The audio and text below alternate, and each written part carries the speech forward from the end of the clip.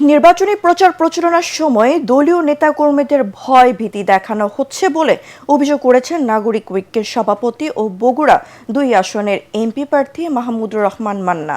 রাতে বগুড়া প্রেস ক্লাবে সাংবাদিক সম্মেলনে তিনি বলেন, একটি দলের নেতাকর্মীরা তার কর্মী সমর্থকদের কেটলি মার্কার প্রচারণা চালাতে বাধা দিচ্ছে এবং আচরণবিধি লঙ্ঘন করে মাইকে প্রচার চালাচ্ছে।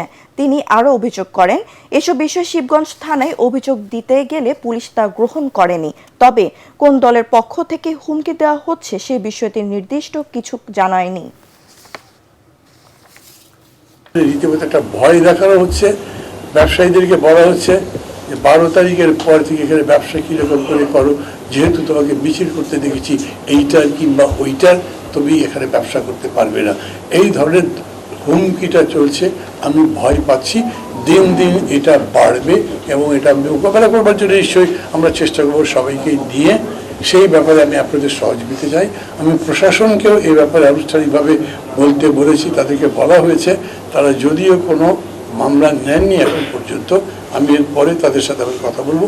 আপনাদের জানালাম এর মাধ্যমে এক কথায় আমি এরকম চাচ্ছি না যে এটার পরিস্থিতি আরও অ্যাগ্রাভেট করুক। আমি চাচ্ছি এটা মিটিগেটেড হোক, যাতে একটা সুষ্ঠু ভোট হয়, সেই ভোটে যে জিতবে।